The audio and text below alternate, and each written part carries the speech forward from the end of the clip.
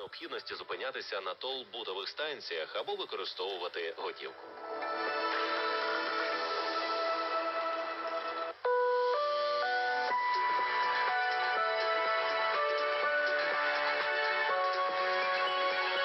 Українське радіо.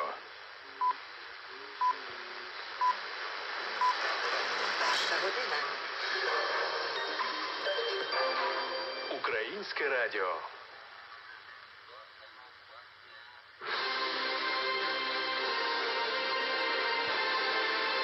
Ukrajina, otázka bezpečnosti. Vítame vás a prinášame správy v slovenskom jazyku. V štúdiu pracuje Edita Potoriová. Minister zahraničných vecí Ukrajiny Andrej Sybiha sa stretol s americkým štátnym tajomníkom Markom Rubiom počas zasadnutia ministrov zahraničných vecí krajín G7. Strany diskutovali o sankčnej politike voči Rusku, najmä v oblasti energetiky, ako aj o aktuálnej situácii na fronte. Ako informoval Sybiha, Ukrajina podporuje mierové iniciatívy prezidenta USA Donalda Trumpa zamerané na ukončenie vojny. Musíme naďalej zvyšovať cenu vojny pre Putina a prinútiť Rusko zastaviť agresiu. Informoval tiež o situácii na bojisku, mierových snahách a prioritách v oblasti posilňovania obrany schopnosti a energetickej stability Ukrajiny, uviedol minister zahraničných vecí. Marco Rubio na druhej strane potvrdil, že USA naďalej neochvejne podporujú Ukrajinu a spolupracujú s partnermi, aby prinútili Rusko k diplomatickým rokovaniam. Veľvyslanci krajín Európskej únie 12. novembra odsúhlasili nové sankčné zoznamy v rámci režimu trestov za porušovanie ľudských práv v Rusku. Ako informoval predstaviteľ Európskej únie v komentári pre Suspilné, obmedzenia sa dotknú 10 občanov Ruskej federácie, ktorí sa podieľali na mučení ukrajinských zajatcov, najmä novinárky Viktorie Roščinovej. Konečné rozhodnutie o prijatí sankcií sa očakáva na najbližšom zasadnutí ministrov Európskej únie. Po schválení rozhodnutia bude osobám zo zoznamu zakázaný vstup do krajín EÚ a budú zmrazené ich aktíva na území Európskej únie. Národná polícia Ukrajiny už predtým informovala o oznámení podozrenia bývalému šéfovi vyšetrovacieho väzenského zariadenia číslo 2 v ruskom Taganroge, kde Ukrajinci, najmä novinárka Viktoria Roščina, boli vystavení mučeniu, týraniu a ponižovaniu. Právne orgány kvalifikovali konanie ruského úradníka ako porušenie zákonov a zvykov vojny. Hrozí mu až 12 rokov väzenia.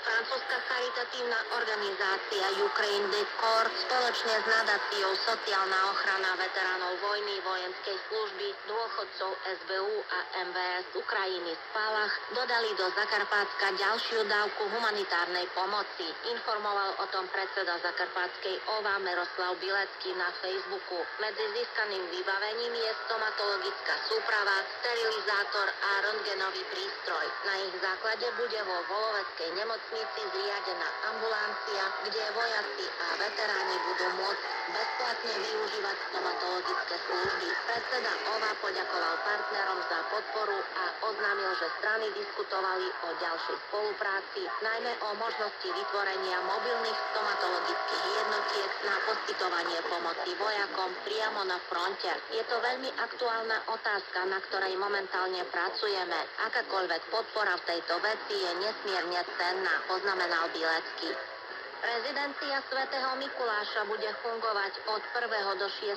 decembra v Zakarpatskom múzeu ľudovej architektúry a života v Užhorode. Informovali o tom na oficiálnej facebookovej stránke múzea. Tento rok bude Mikuláš čudotvorca čakať na deti v starobilom muzejnom kostole, mieste, kde každý dých je naplnený históriou a teplom, uviedli organizátori. Návštevy budú prebiehať na základe predchádzajúcej rezervácie. Skupinové návštevy pre materské škôlky a školy budú prijímané od 11. do 13. hodiny. Rodičia s deťmi môžu prísť od 15. do 18. hodiny. Každé dieťa dostane od múzea malý darček. Vstup do rezidencie je za dar na podporu ozbrojených síl Ukrajiny.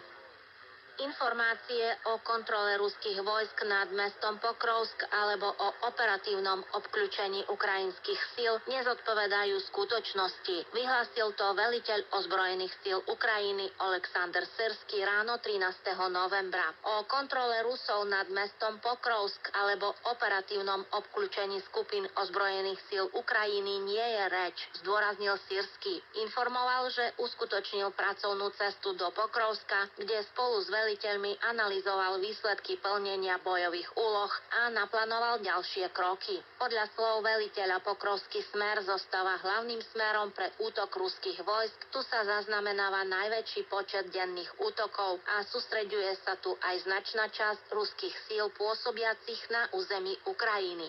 Syrský dodal, že nepriateľ sa na postup snaží využiť zložité poveternostné podmienky. Európska únia 13. novembra poskytla Ukrajine ďalšiu tranžu priamej rozpočtovej podpory vo výške takmer 6 miliard eur. Informovala o tom predsedníčka Európskej komisie Ursula von der Leyen počas vystúpenia v Európskom parlamente.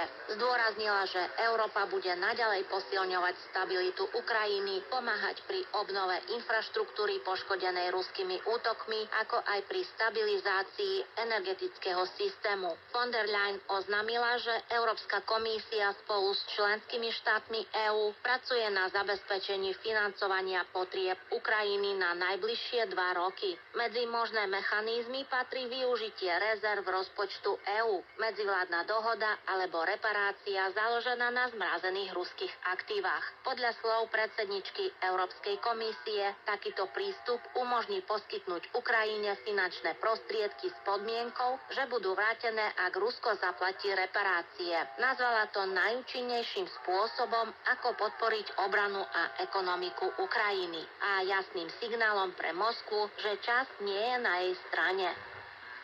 V obci Volovec otvorili tretí veteránsky hub v Zakarpatskej oblasti.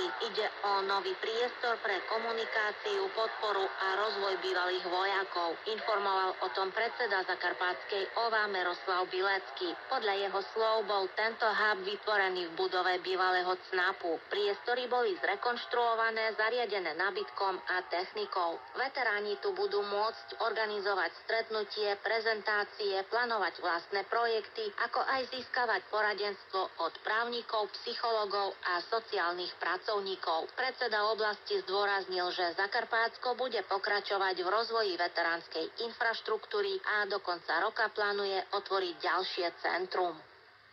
V blízkosti ukrajinsko-slovenskej hranice pohraničníci Čopského oddielu zastavili pokus o nelegálne prekročenie štátnej hranice 3 občanmi Ukrajiny vo veku povinnej vojenskej služby. Informovala o tom štátna pohraničná služba Ukrajiny. Porušovatelia boli odhalení pomocou bezpilotného lietadla v oblasti obce Kamianica v Užhorodskom okrese. Na miesto sa ihneď vydala zásahová skupina z oddelenia Kamianica. Keď muži zbadali pohraničnú stráž, pokusili sa ujsť, ale ich pohyb neustále sledoval dron. Utečenci boli zadržaní a odvezení na pohraničnú stanicu. Ako sa zistilo, zadržaní sú obyvatelia Dnipropetrovskej oblasti, ktorí priznali, že smerovali do Českej republiky. Po zistení všetkých okolností budú muži stíhaní za pokus o nelegálne prekročenie štátnej hranice, porušenie hraničného režimu a neuposluchnutie zákonných požiadaviek pohraničnej stráže. A to je zatiaľ všetko. Viac informácií sa dozviete v našich ďalších vydaniach správ. Zo štúdia sa s vami lúči Edita Potoriová.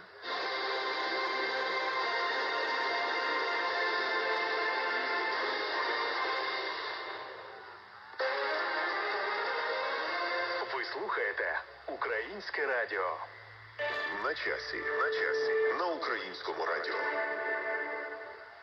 Вітаю вас, шановні радіослухачі. Ви на хвилях Українського радіо. В студії Українського радіо продовжує працювати Віталій Науменко. І наступний матеріал, він, очевидно, може, так би мовити, бути відповіддю на те, що робити із занепокоєнням. Схоже на те, що це слово, достатньо непросте слово, одне з основних понять, якими користується і західний політикум, і західні фінансові інституції. Коли вони чогось не допрацьовують, то вони висловлюють глибоке занепокоєння. У українців нас це викликає викликає гірку, якщо мова йде про затримки поставок зброї, іронічну посмішку.